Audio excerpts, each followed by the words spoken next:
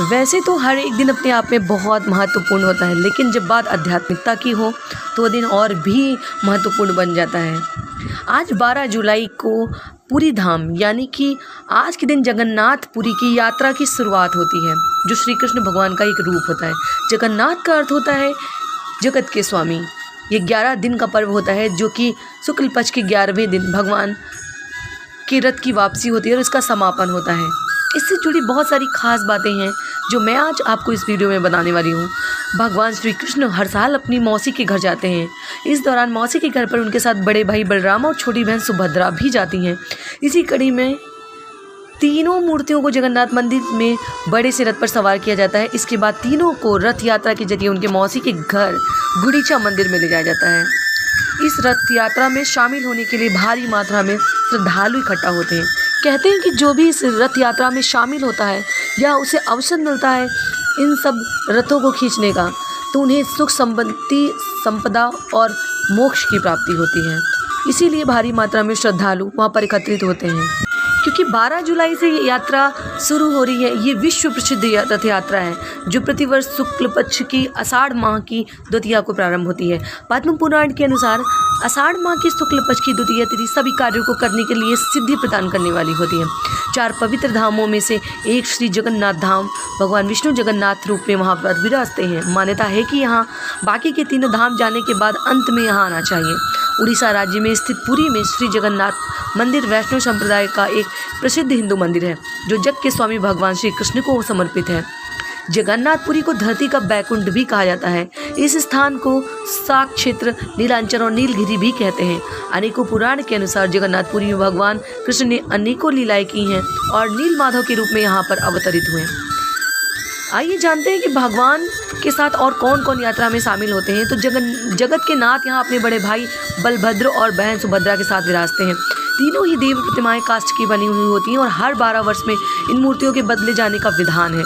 पवित्र वृक्ष की लकड़ियों से पुनः मूर्तियों की प्रतिकृति बनाकर फिर से उन्हें एक बड़े आयोजन के साथ प्रतिष्ठित किया जाता है। वेदों के अनुसार भगवान हलधर ऋग्वेद स्वरूप, श्री हरि नारायण साम देव स्वरूप, सुभद्रा देवी यजुर्वेद की मूर्ति हैं और सुदर्शन चक्र अथर्ववेद के रूप में माने गए हैं।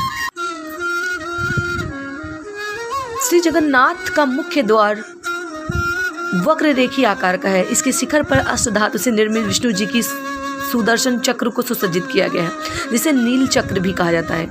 यहाँ चारों प्रवेश द्वारों पर हनुमान जी विराजमान हैं, जो कि श्री जगन्नाथ जी के मंदिर की सदैव रक्षा करते हैं। हम जानते हैं कि आखिरकार जगन्नाथ धाम में तीनों जो मूर्तियां हैं उनकी प्रतिमा अधूरी सी क्यों दिखती है।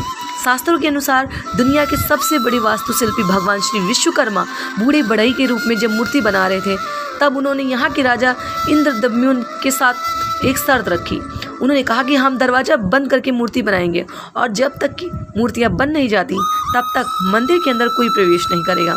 यदि दरवाज़ा किसी भी कारण से पहले खुल गया तो वो मूर्ति बनाना छोड़ देंगे। बाद में दरवाजे के अंदर मूर्ति का निर्माण का काम हो ही रहा था। ये जानने के लिए नित्य प्रति राजा दरवाजे के बाहर खड़े होकर मूर्ति बनने की आवाज़ सुनते थे। एक दिन राजा को अंदर से कोई आवाज़ सुनाई नहीं दी। उनको लगा कि विश्वकर्मा काम छोड़कर तो नहीं चले गए। राजा ने दरवाज़ा खोला और शर्त के अनुसार विश्वकर्मा भगवान वहाँ से अंतर्ध्यान हो गए। भगवान जगन्नाथ, बलभद्र और सुभद्रा की मूर्तियाँ वैसे ही अधूरी रह गईं और आज तक उन्हीं अधूरी मूर्तियों को लोग पूजते रहते हैं। कहा जाता है कि भगवान जगन्नाथ की रथ यात्रा के लिए बलराम, श्री कृष्ण, देवी सुभद्रा के लिए 3 अलग अलग रथ निर्मित किए जाते हैं। रथ यात्रा में सबसे पहले आगे बलराम जी का रथ, उसके बाद बीच में देवी सुभद्रा का रथ और सबसे पीछे भगवान जगन्नाथ श्री कृष्ण का रथ होता है।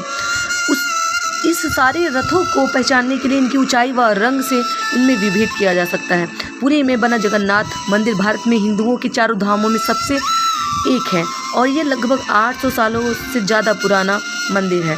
भगवान जगन्नाथ का नंदी घोष रथ 45.6 फीट ऊंचा, बलराम जी का तालध्वज रथ 45 फीट ऊंचा और देवी सुभद्रा का दर्पदलन रथ 44.6 फीट ऊंचा है।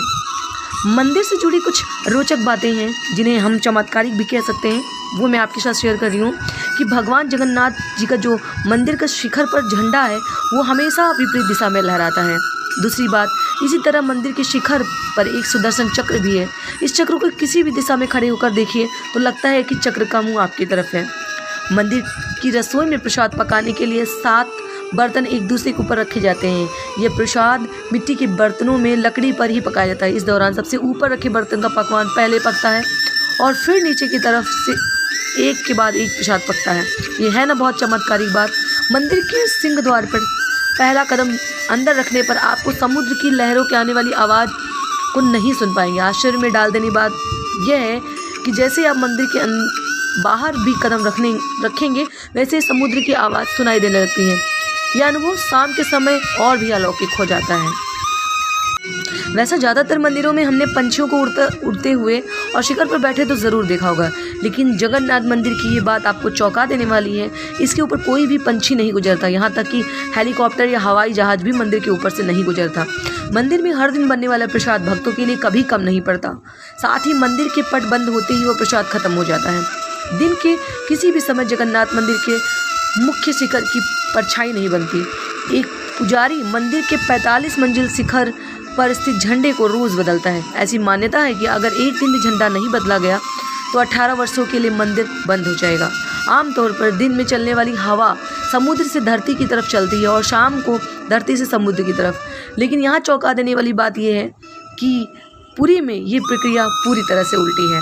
तो बहुत सारी ऐसी कहानियाँ हैं जो आपको आश्चर्यचकित कर देंगी। आश्चर्य में डालने वाली कहानियाँ हैं पूरी धाम से जुड़ी हुई। सभी रथ नीम की पवित्र और परिपक्व काष्ठ लकड़ियों से बनाए जाते हैं, जिसे दारू कहते हैं।